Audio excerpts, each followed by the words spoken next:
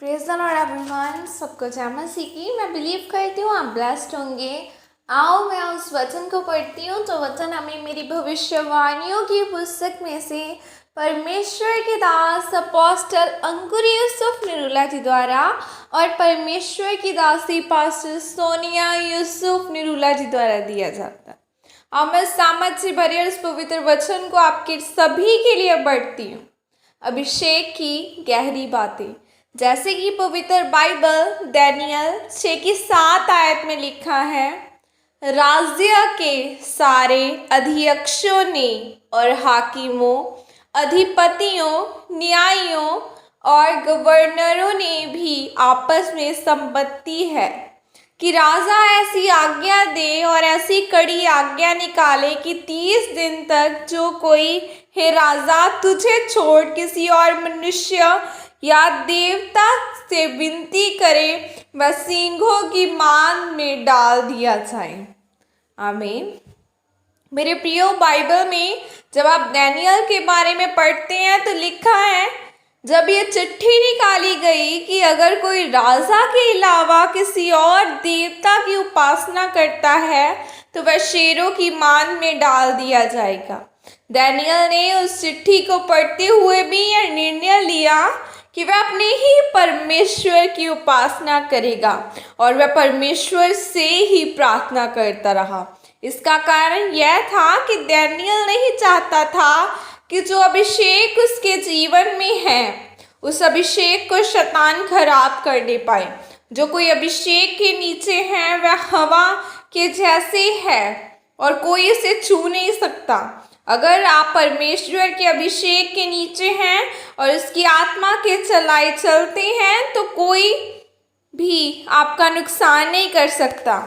शैतान अभिषिक्त था। इब्रानी भाषा में शैतान के अभिषेक का मतलब है मीम शेख अभिषेक। मीम शेख अभिषेक का मतलब बढ़ना और फलवंत होना। बाइबल कहती है शैतान ने परमेश्वर के खिलाफ चल के उस अभिषेक को खराब कर दिया।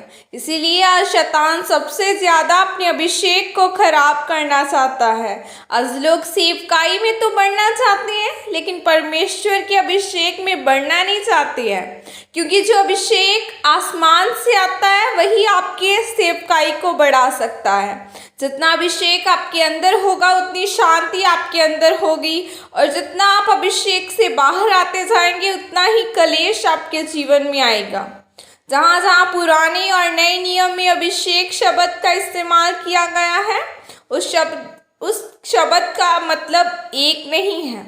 पुराने नियम में अभिषेक जो शैतान के लिए इस्तेमाल किया गया उसका नाम था मीमशेक अभिषेक, जिसका इंग्लिश में मतलब है एक्सपेंशन एनॉइंटिंग, यानी राज्य की बढ़ोतरी करना, जिससे शैतान अपने राज्य को बढ़ा सकता है। आप जब शैतानी गाने बजते हैं तो लोग शौक से सुनते हैं और वह गाना मशहूर हो जाता है।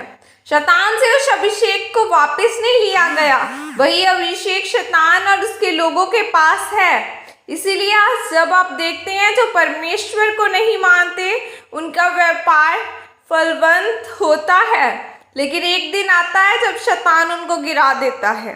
अभिषेक उन लोगों के पास होगा जो शुद्ध मन के होंगे। शुद्ध मन वही है जिन्होंने अपने अभिषेक को खराब नहीं किया। नए नियम में यूहन्ना ने जिस अभिषेक शब्द का इस्तेमाल किया उसने कहा, वह अभिषेक जो तुम्हारे अंदर है वह तुम्हें सब कुछ सिखाता है। अभिषेक को नए नियम में यूनानी भाषा में क्रिस्मा कहते हैं, और क्रिस्मा का मतलब है वो बुलाहट जो परमेश्वर ने आपको दी है। अगर आप एक गायक, एक पास्टर, गृहिणी और व्यापारक हैं और पवित्रताई में हैं तो आप बढ़ते जाएंगे। आज बहुत सारे लोग अभिषेक तो लेना चाहते हैं लेकिन अभिषेक को लेने के लिए मूल्य अदा नहीं करना चाहते। वह नशा, चोरी, व्यभिचार और निंदा करके उस अभिषेक को ख़त्म कर देते हैं।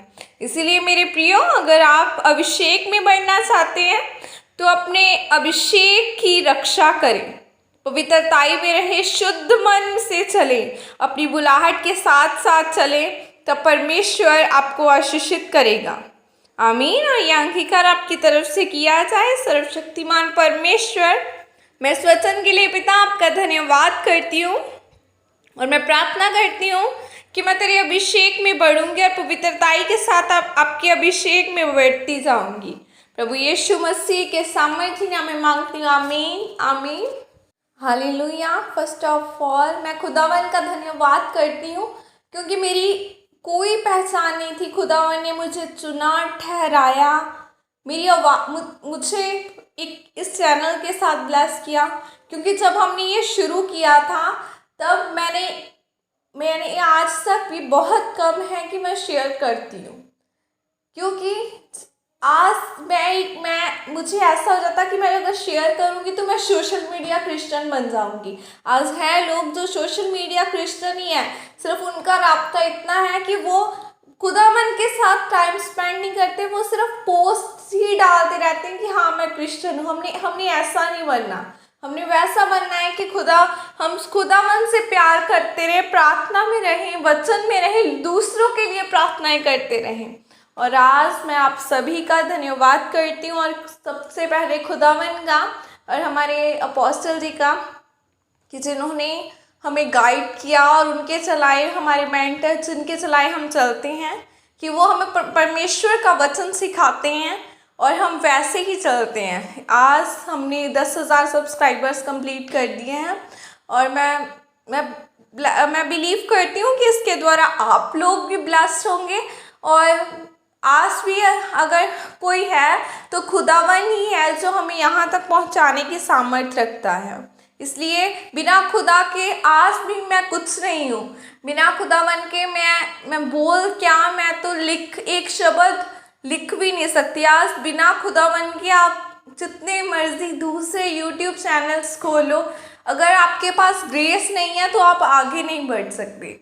सो खुदावन में चलना है, सब कुछ अपना खुदावन को सौंपना है कि खुदावन हमारा नहीं बल्कि तेरी मर्जी पूरी हो। आज हमारी जिंदगियों में हमारी नहीं बल्कि तेरी मर्जी पूरी हो। जब आप ऐसा करेंगे तो सचमुच खुदा अपने हेवन खोलकर अपनी मर्जी पूरी करेगा। खुदावन आपको ब्लेस करे। मैं नेक्स्ट वीडियो में आपको बताऊंगी और टेस्टिमनी शेयर करूंगी। अभी ये ऑडियो बहुत लंबी हो जाएगी नहीं तो। God bless you all. Praise the Lord. जय मसीह की।